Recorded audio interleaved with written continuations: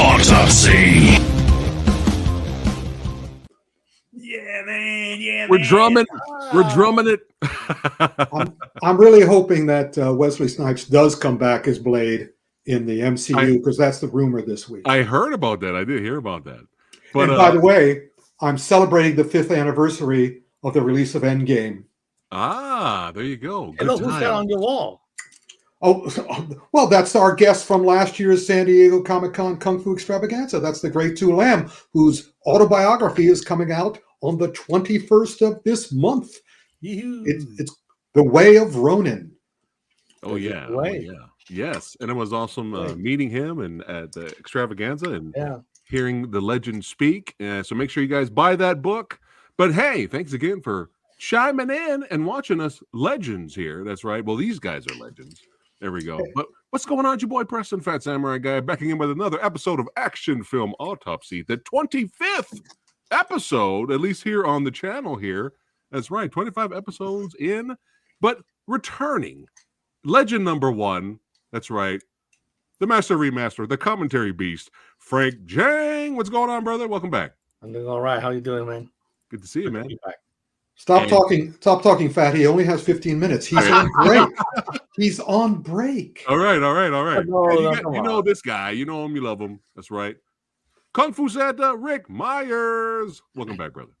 Minion Myers. Minion Myers. Yes. All right. We only got Frank for a little bit. We're going to jump straight to the movies. There's lots to talk about. Looking forward to hearing Rick and Frank's thoughts. That's right. We will start with Monkey Man.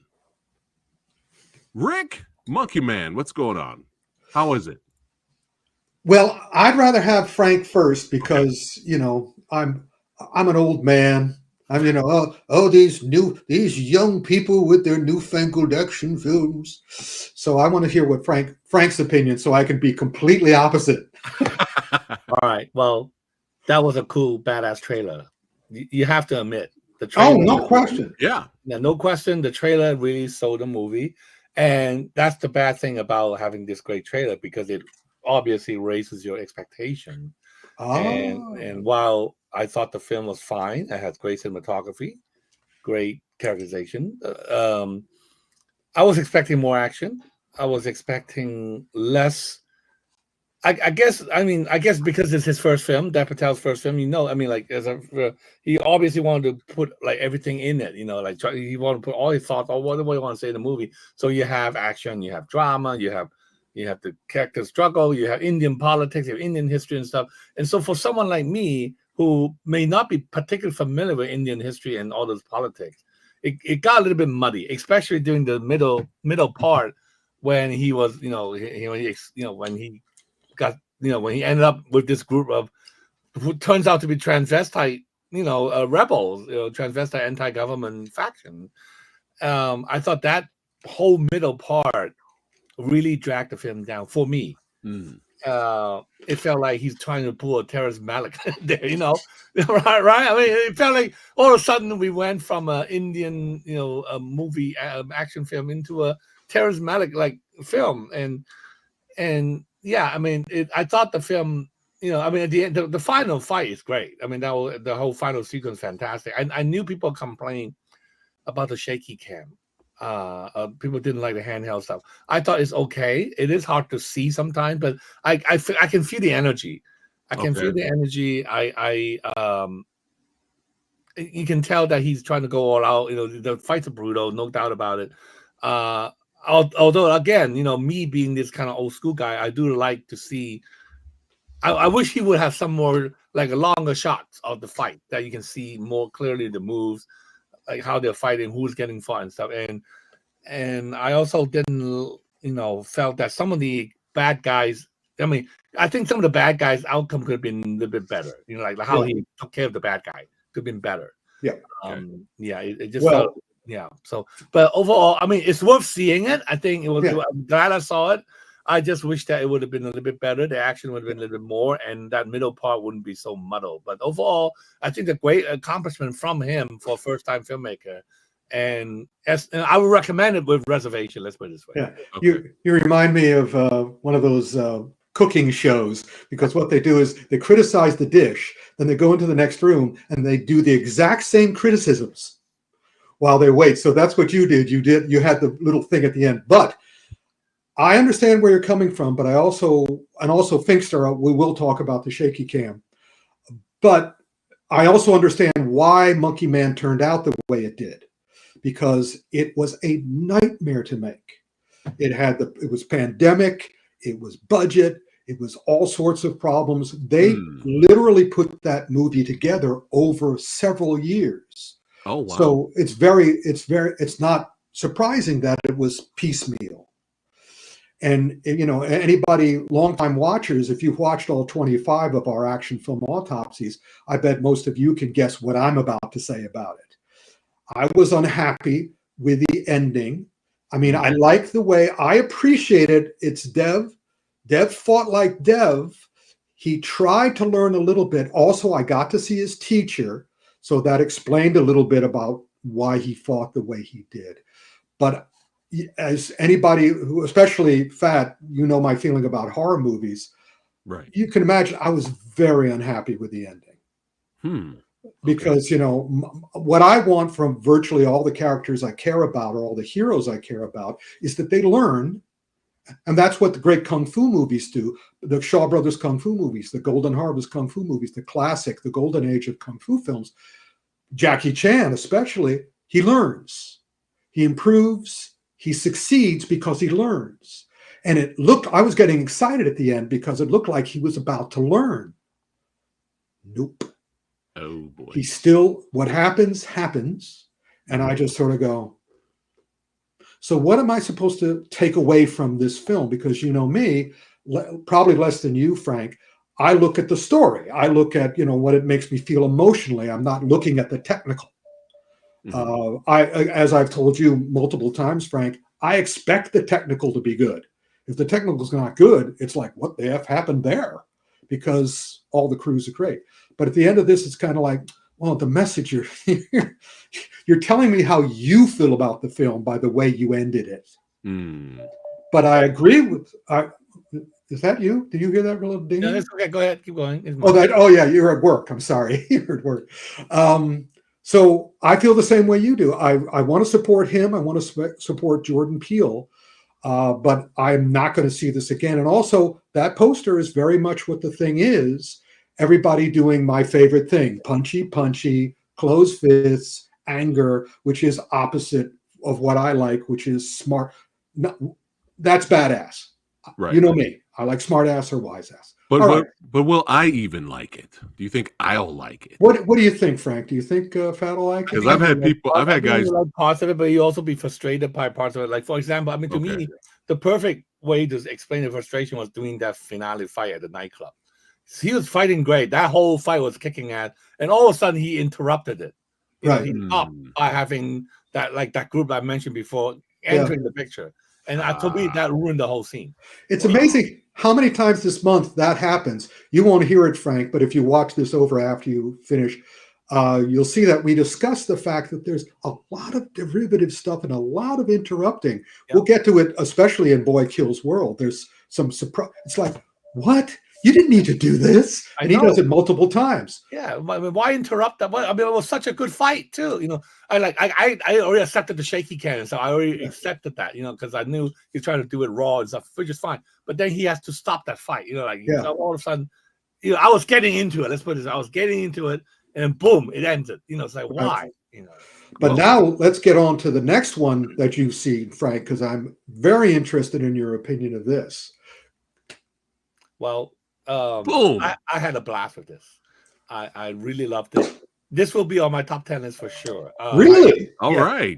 I think it was a great companions to Inglourious Bastard. It's kind of like in the same mold. And very much in the same mold.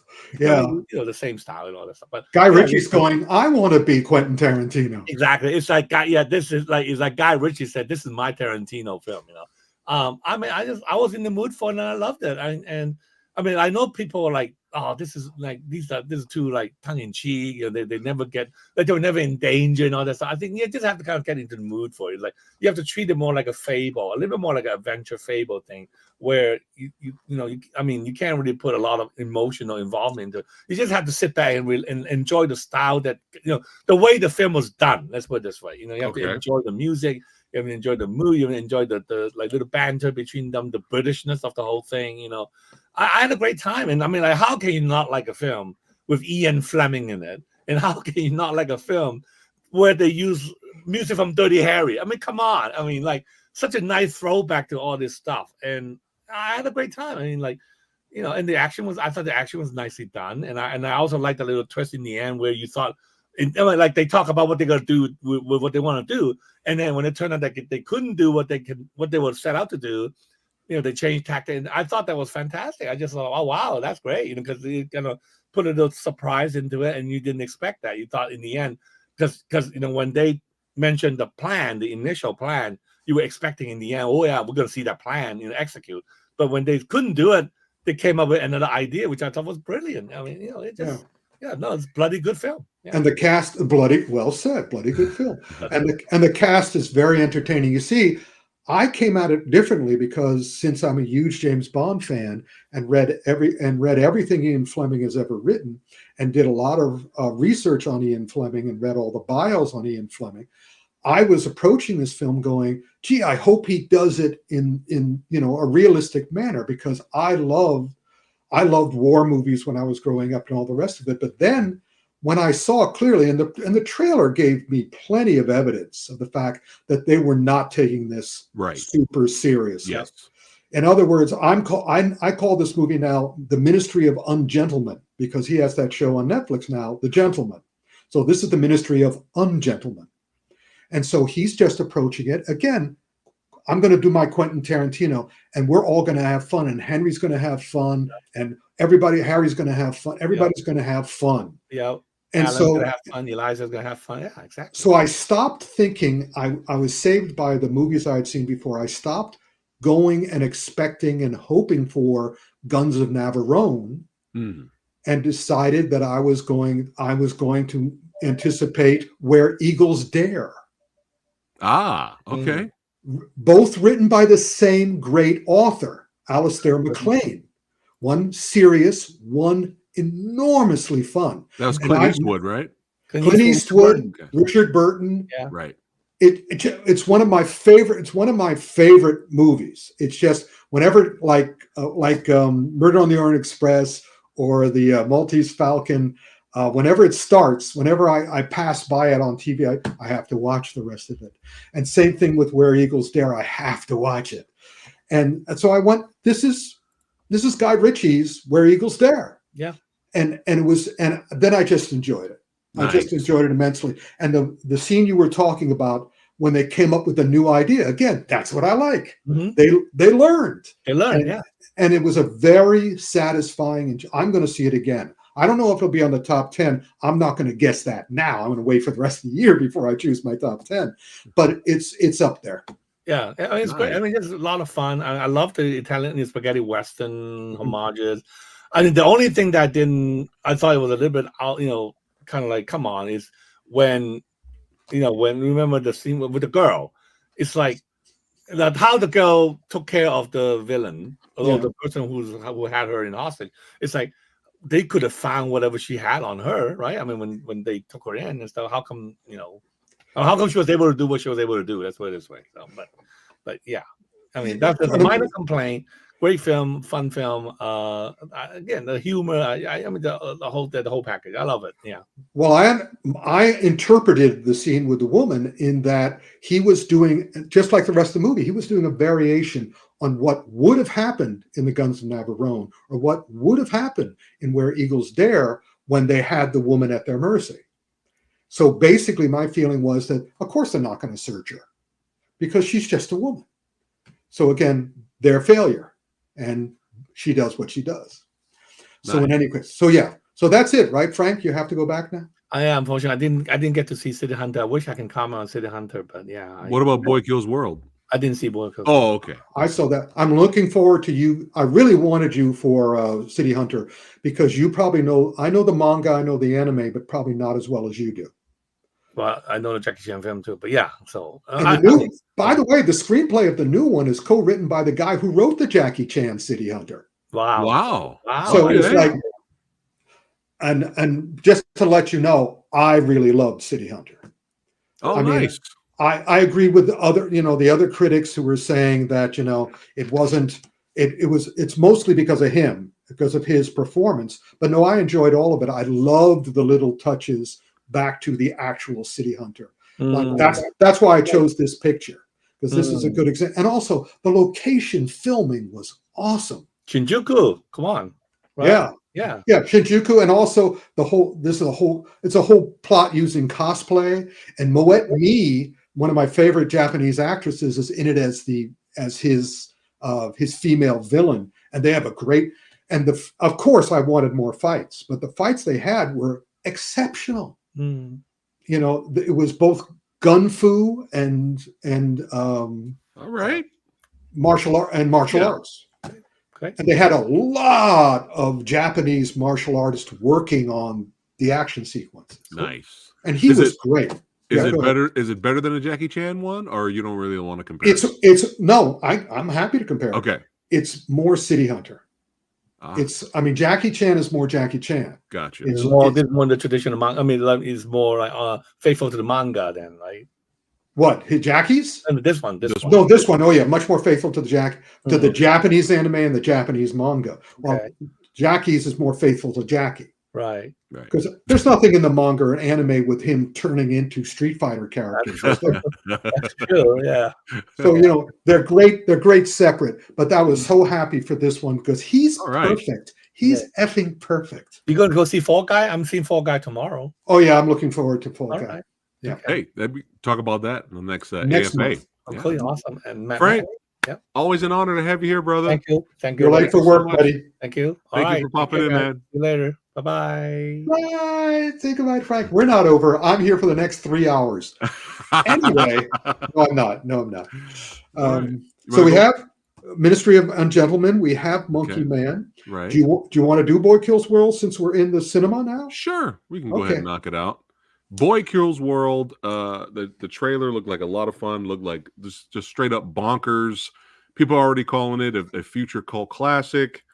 It has a cast, that I'm like fans of, and the action looks cool from the trailer. From what I've seen, I was like, this looks wild. This looks like right up my alley.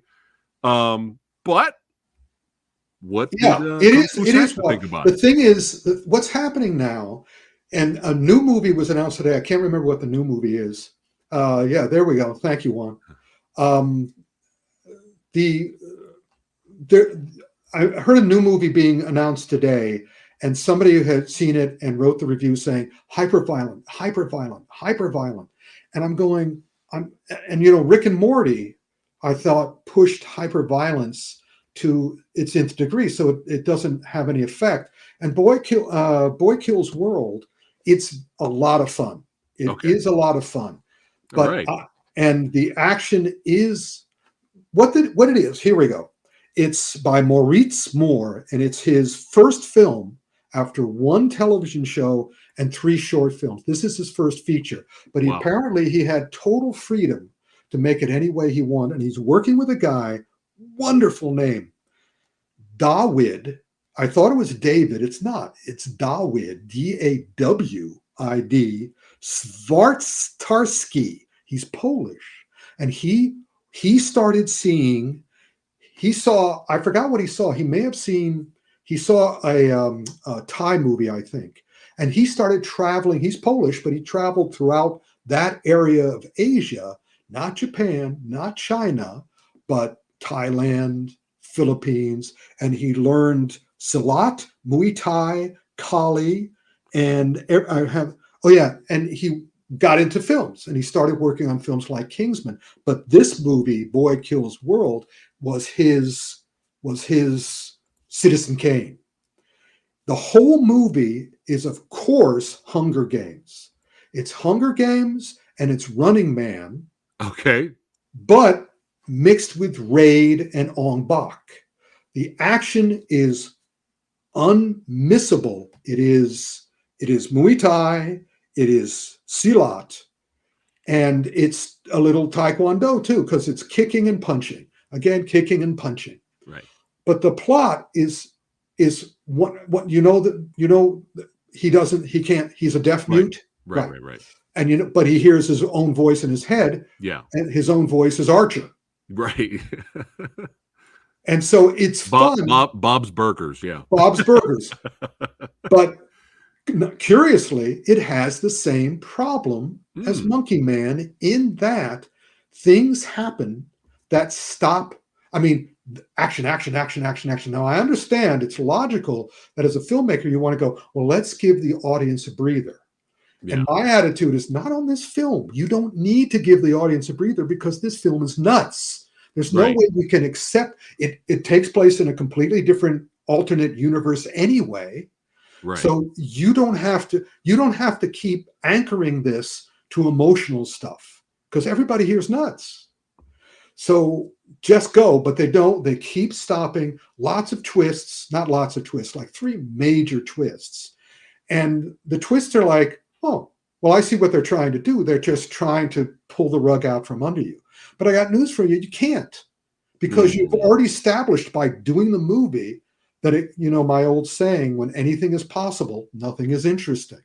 Here, anything is possible. It's still interesting, but it sort of makes me as an audience member watch the movie the way Frank watches movies, which is like, oh, this is intriguing, the technical and the this, that, and that. So there's no way I think, or anyone could get emotionally involved in this movie.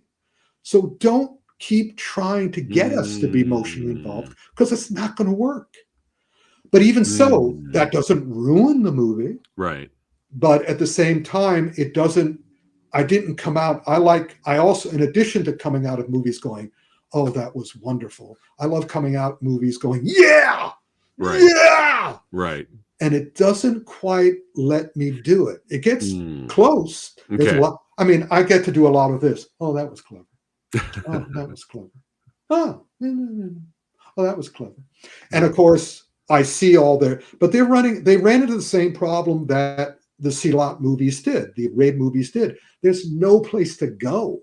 Right. Once they did, what was the one that was on Netflix, the Silat movie that was The Night Comes For Us? The Night Comes. Once they do that, there hasn't been any other ones really, because there's nothing more you can really do. And this movie is kind of like, but it's still good. That's good. It's just not great. Right. Well, going back to the shaky cam question, that Big Nathan brought up earlier, that some of it was in Monkey Man and some of it was in Boy Kills World. Now, are we talking Paul Greengrass shaky cam where you can't see anything? No, we still have very talented choreographers and the rest of it. But I can tell you exactly, and last month I forgot to tell you, my dear watchers, that in the promotion for Kung Fu Panda 4, both Awkwafina and Jack Black said the magic sentences. I'm going to give you a little hint. If ever you hear an actor or a director or anyone during the promotion say it's a roller coaster, just sit back and relax and enjoy it. Or Jack Black said it's like a roller coaster. Awkwafina said it's like a thrill ride. So you know, those are code phrases. They have been in Hollywood for since the 70s. And what they mean is, leave your brain by the door. This will not have anything to do with your brain. If you want anything to do with your brain, you're going to be disappointed. Right. This is a dumb movie. And as soon as these guys said that, I knew Kung Fu Panda 4 was the sequel to Kung Fu Panda 2, not the sequel to Kung Fu Panda 1 and 3. And I was like, oh. But now here's another little clue. You have a great director who loves action movies. You have a great choreographer who loves action movies. You have a great producer who loves action movies. Look at the star. If you see the star, the fighter, in Raid, these guys were professional Silat people. Right. Ong Bak, professional Muay Thai. Jackie Chan, professional Kung Fu guy. Bill Skarsgård, Boy Kills World. Dev Patel in Monkey Man. Do they want to get all beat up? Do they want to be in the hospital endlessly? Because I got news for you. Even the easiest thing, they're going to get hurt. And if they break their nose or if they whatever, that can affect their career. Right. So just be ready. When it's a star playing the main fighter, be ready for shaky cam. Okay. Keanu Reeves may be a little different. He may be willing to do it, but he has a spectacular team around him to keep him safe. And of course, Ryan Gosling in The Fall Guy has a spectacular team. But for the rest of you, also look at the budget. If they need to cut corners, shaky cam is a great way to do it. Right. But there are different levels. Like I think you mentioned it before. There's different levels of shaky cam. Yeah. You could try to make something look interesting, or you could just hide the star. Hide the star. Well, again, you look at the producer. I mean, you look at all the G.I. Joe movies, and that producer is constantly sabotaging everybody in the editing room. Right. It was like that Henry Golding movie that was Assassin's Club.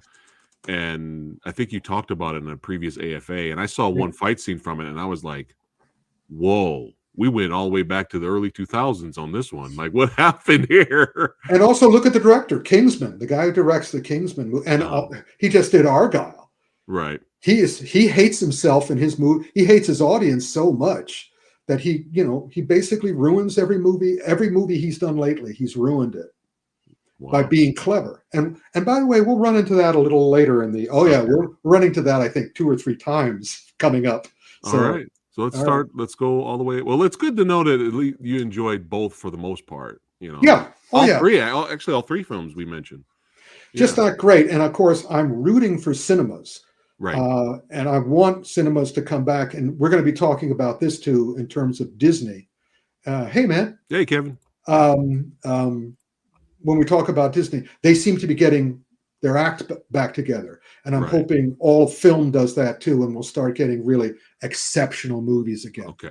Copy that. After the strikes. Let's go to some series here. Yep. Let's go with Knuckles. Knuckles first. How about tell me about my boy Knuckles, Rick. It's fascinating. How was it? It's fascinating. Okay. In that, I'm watching Knuckles. It's basically, what is it? It's a 3-hour movie because it's 6 episodes of a television show. And Idris Elba does Knuckles.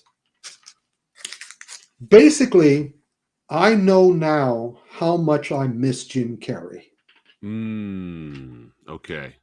I loved Sonic 1 and possibly 2 because of Jim Carrey.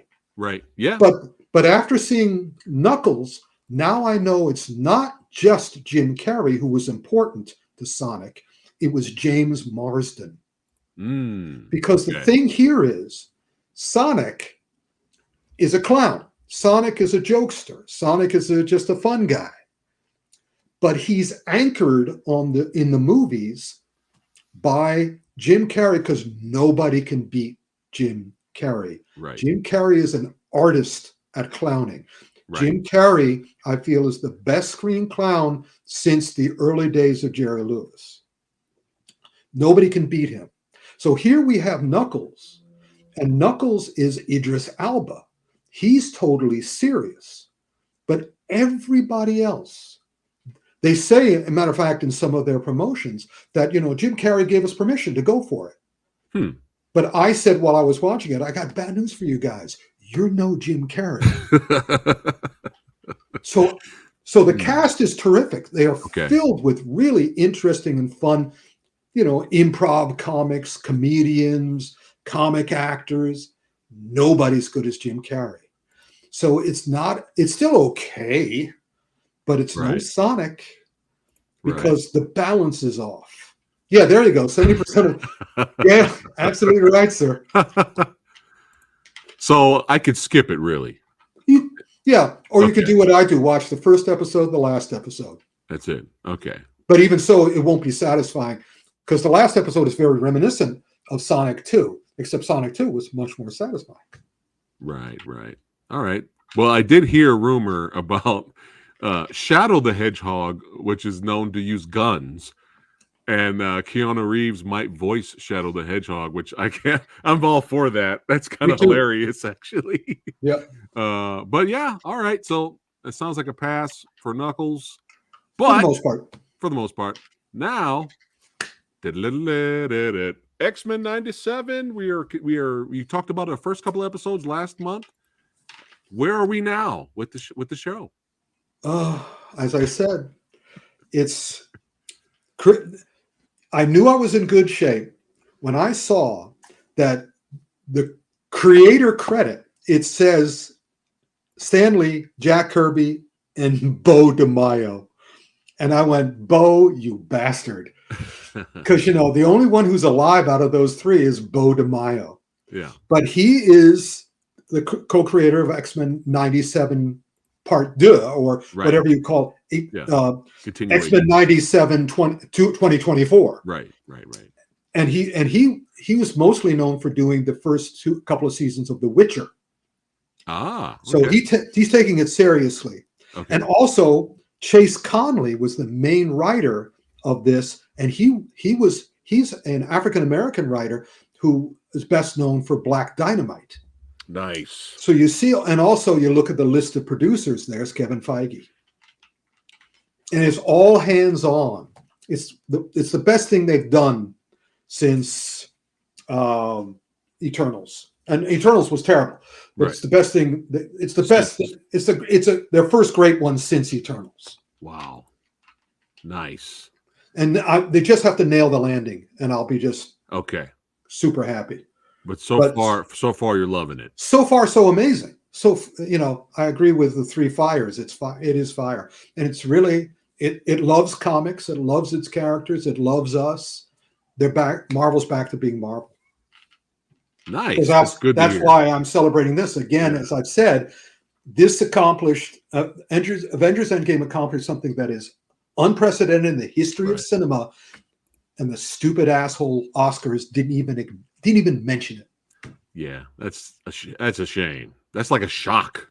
It's like, stupid. Huh? It's just plain stupid. Hey, Angus, good to see you, brother. Glad that you popped in, man. Good to see you, man. Yeah, man. Right. I'm good. I'm glad to hear X-Men's still good. Now, do you want to go on to the other thing that's great, or do you want some things that are not as great first? What do you want? I will let you choose the next one, and I'll throw it up on screen.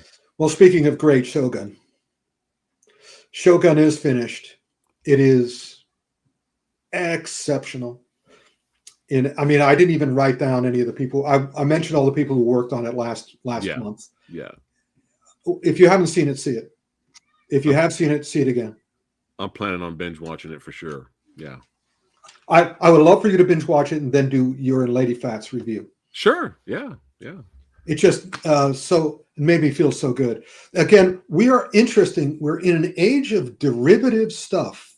You'll see a lot of derivative in here, but we also are in the age of producers loving their subject matter.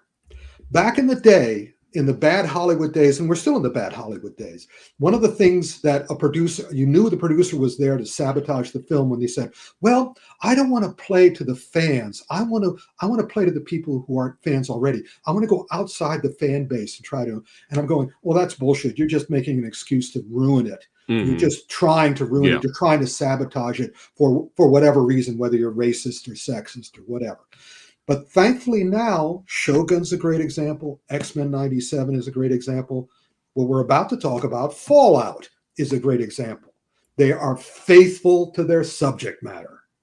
They hold their subject matter in reverence.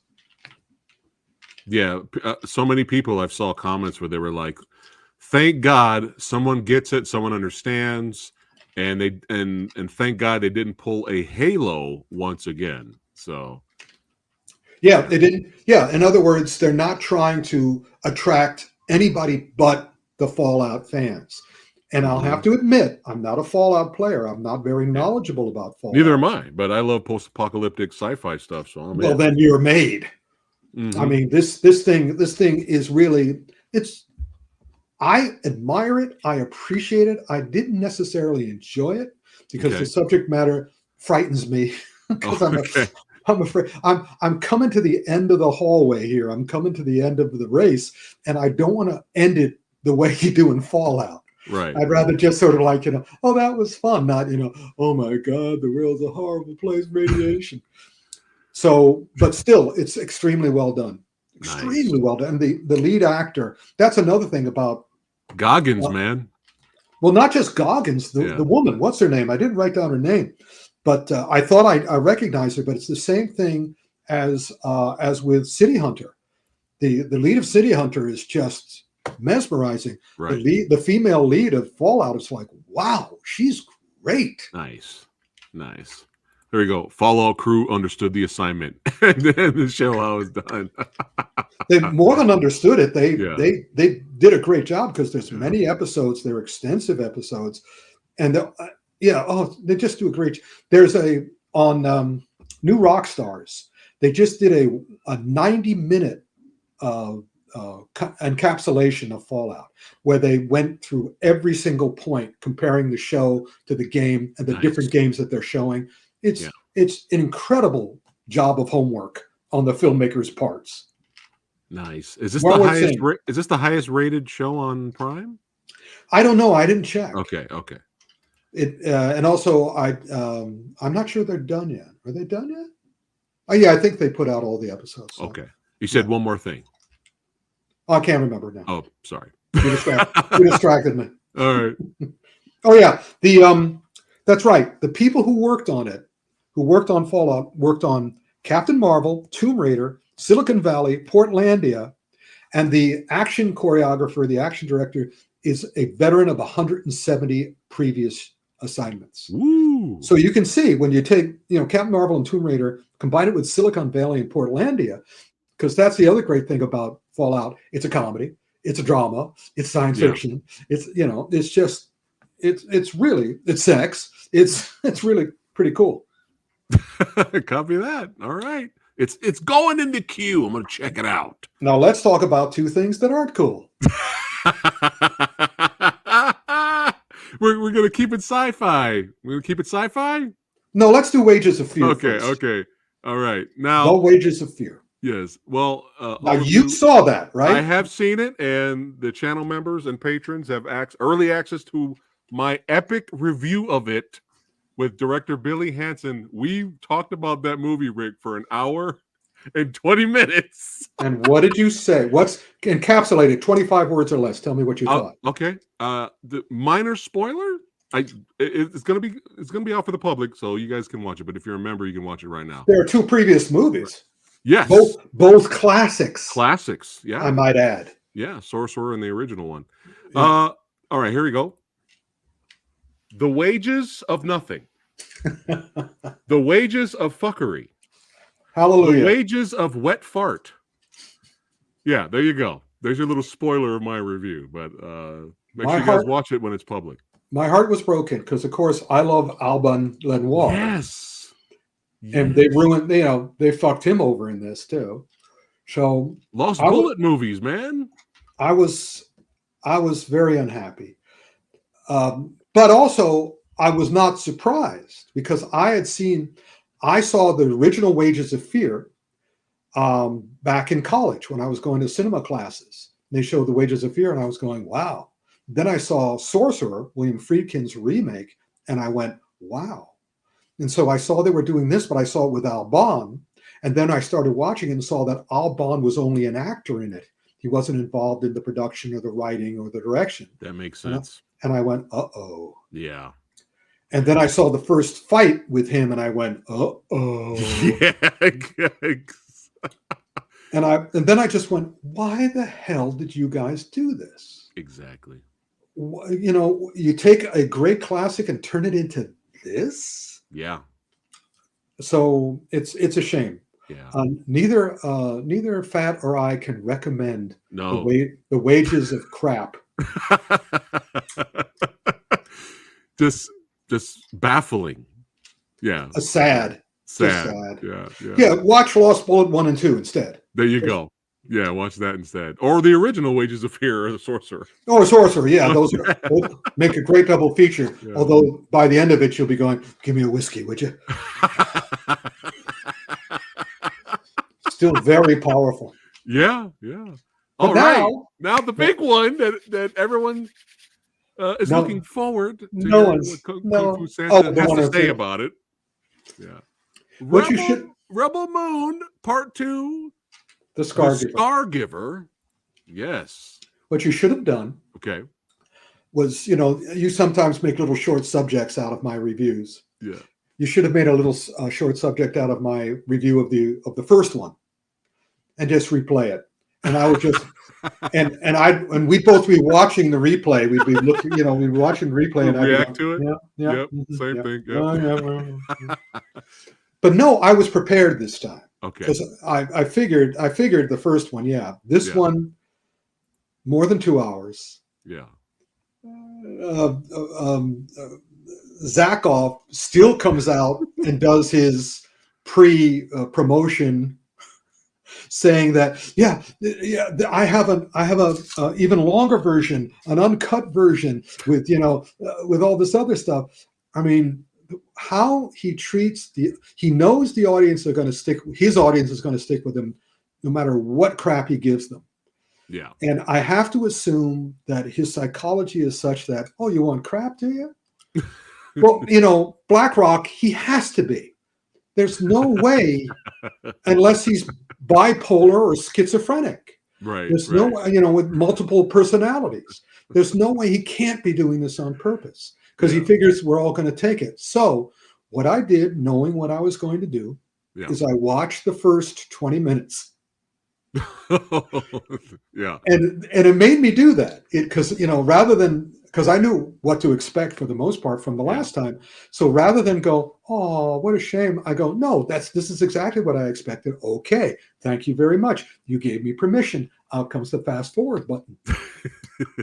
Netflix has an awesome fast forward technology that lets you see the pictures go by. And so I'm watching it and I'm watching it and I'm watching it. And it's like, we're into an hour before the plot starts. No. Yeah. Oh, yeah. Oh, come on. Before anything really happens. The main thing that happens the first hour is the leading characters who succeeded and were big successes at the end of the first movie are going, nothing can stop us now. We're all great. Life is going to be wonderful. And we're all going to sit around and we're going to have a lot of slow motion and we're going to have a lot of this and that and the other thing. And we're going to sit around and talk. We're going to talk a lot. And what's going to happen is they find out, seemingly, it might have been 10 minutes, but it seemed like an hour. And they find out that the guy they killed is not dead, which of course told me again, when anything is possible, nothing is interesting. So we know now that it's irrelevant what they do, because he's not going to die unless Zach wants him to die. And even then doesn't have any meaning. So they have to go out and get a new group of 7 samurai. Okay. Ripped off from Star Trek and ripped off from Star Wars. And they do. New group. And then, just the perfect Zack Snyder sequence. The middle of the movie, Zack Snyder does not have time or maybe talent to show you the characters, to develop the characters of these new warriors. So he has like a half an hour or 45-minute sequence where they all sit around the table and each one tells you and the camera and our leading character their backstory. Oh, God. And you see their backstory, in other words, you see their backstory acted out while they're narrating it. And rather than pepper that through the movie, they just do it all at once. They just do it all at once. 45 minutes. It seemed that way to me. I don't know. I was fast forwarding. There's no way I'm going to watch it. But then we get to the last half hour. Yeah. Everybody's confronting each other. Big space battle, a big gun battle. They're in the villainous spaceship, and the spaceship starts to crash. So the whole spaceship turns in this direction. Mm-hmm. So suddenly we have a Jackie Chan sequence where everybody has to fight while they're sliding and doing all the rest of it. I have to admit that the movie looks great. Okay. I mean, whatever they're doing technically with their visual effects, very rich looking, very earthy, very deep, very solid. It's like big hunks of chocolate, solid chocolate you're eating. But this final fight, seeing them how they choreograph it while everybody's falling, it was pretty good. Okay.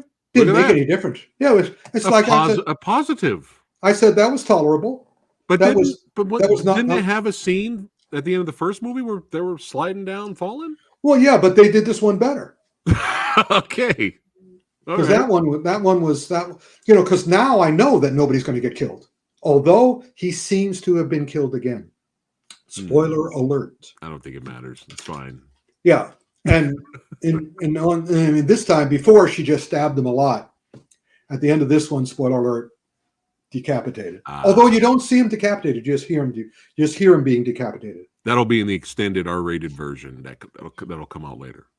Whatever. I'm going to be fast forwarding to the end of every single one of these things. Yeah. So again, it's a fascinating subject. Yeah. Zakov and his Zach crew. What did I call them? Zacksters or whatever. Sniders. But would this have been better if it was a mini series? No, it would have been much, much worse. Okay. Because it's still Zack Snyder doing it. Right. So it's not going to get better. And because it's such a staggering ripoff to begin with. I mean, the fact again, these other movies, were inspired by other movies. He's just ripping. He's just, again, the way I described him and Michael Bay. They're little kids with their toys, but Michael Bay just takes all his toys and throws them at each other. Zack Snyder takes specific toys from his Star Wars collection, his Star Trek collection, his samurai collection, and he just uses them. I mean, these are ripoffs. Yeah. Michael Bay, you could say, are inspired or homages or whatever you want to call it. Zack is just ripping off. Right. I'm doing it the Zack way, and so my brainwashed fans, Zakoffs, Snyders, will say, yeah, you show them. Those people who like Star Wars and Star Trek, they're idiots. We're great because we love your crap. Question here, Rick. Yes. Will there be a 3? Do you think there'll be a? Oh yeah. Yeah. Oh yeah, because it ends on a cliffhanger, of course. Oh yeah, of course they'll do as long as they have the Snyders to watch it.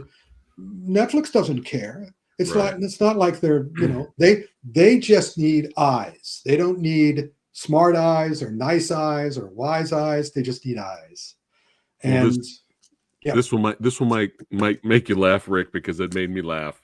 Mm-hmm. I forgot the YouTuber that said it, or the show that said it, but he called Zack Snyder the Golden Corral of directors. You'll have tons of variety.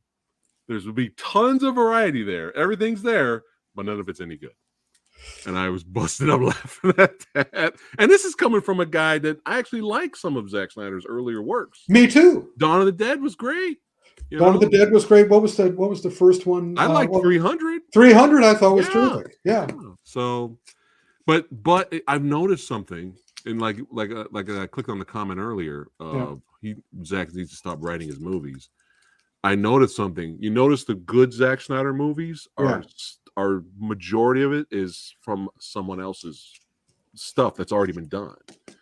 There was already a Dawn of the Dead movie. So there was already 300 was already made.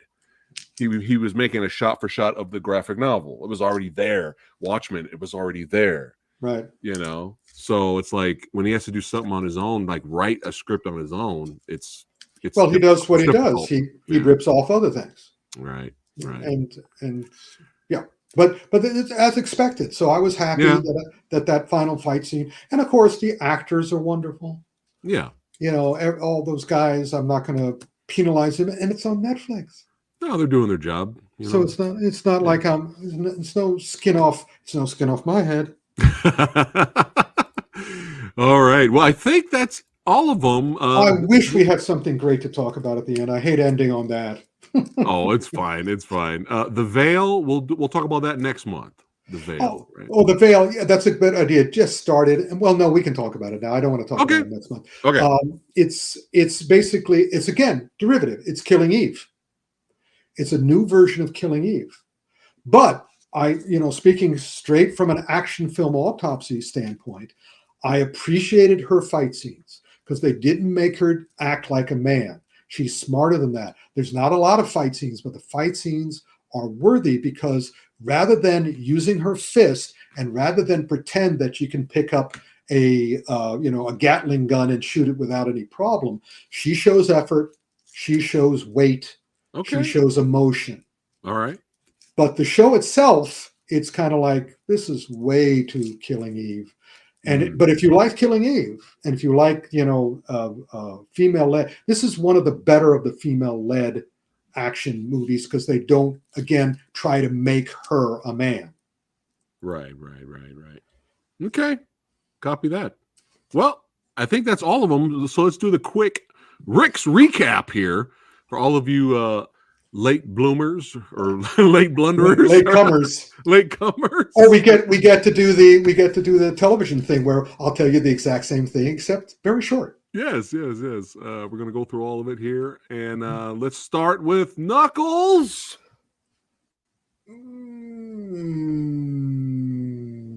All right. It's tolerable. It's tolerable. All right. X-Men 97. Bam, bam, bam, bam, bam, bam, bam, bam, bam, bam. All right. Bam, bam, bam, bam, bam, bam. Bam, bam, bam, bam. Fallout. All right. Okay. Rubble Moon Part 2. Boo, boo, boo. Wait a minute. Have this. I do one of my thumbs will be a sliding thumb because I like the sliding part.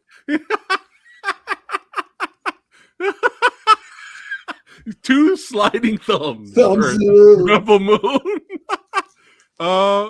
The Wages of Garbage. I could join in on that one. I'm so sorry. Yeah, I know. Still watch my review coming out soon. Watch it. All right.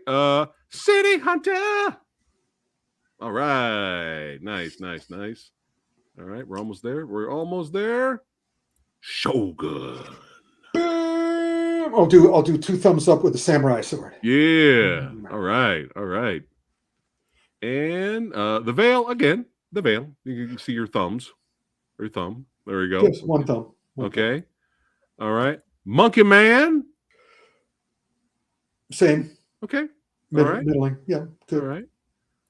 Boom. The Ministry of Ungentlemanly. There you go. He liked it. Mikey, he likes it. And now the last one, Boy Kills World. Bob's Burgers Kills World. There we go. Okay. All right. Hey, short and sweet. It's short and sweet today. Yes. It was always a blast hearing Rick's thoughts on cinema. Yes. And TV. Yeah. He's going to start watching Kunckles. He's going to give it a shot because you're like, fuck it. Well, I don't wildly approve. I would recommend that you watch Sonic 1 and 2 if you haven't seen that. But it's tolerable. And also, if you haven't seen Shogun, and you haven't seen X-Men 97, do not waste your time with Kunckles. There you go. Really quick though, y'all know what you need to do. You want a piece of me? You want a piece of me? You want a piece of me? Oh, you want a piece of me? You want a piece of me? You want a piece of me? You got it! Get a piece of Rick. And by the way, anybody in the Philadelphia area, my sales master, Norm Hood, is going to be at whatever the event is in Philadelphia this week, whatever pop culture event. He's going to be there selling my stuff. There you go. So if you're in Philly, go to whatever that is. I don't even know what it is. But it should be easy to find. Yeah. But if not, click on the links below of the description box of this video, and it'll take you straight to the site. We get autograph posters. We're talking Jet Li, John photos, all watches, kinds of cool stuff. All sorts of stuff. Yeah. Books. Check it out. Yeah, check it out. Because they're going fast. And they're going slow, but they're going. But hey, thanks all of you badasses for watching. Follow this legend over here. That's right. Link is in the description box below. And hey, if you enjoyed yourself, don't forget to like, share, and subscribe to the Old Samurai Guy. And we'll see you guys at the next one. Keep watching movies, especially the Shogun. Do it again, Rick. Shogun. Yes, and not Rebel Moon Part 2. Sliding and X-Men. Oh yeah, two thumbs crossed for X-Men. There you go. X-Men 97. Two thumbs crossed. All right, guys. I'm gonna have some special guests on the podcast Friday at 12 and again Saturday at 3. So stay tuned. And hey, we're having fun here talking movies. See you guys on the next one. Take care.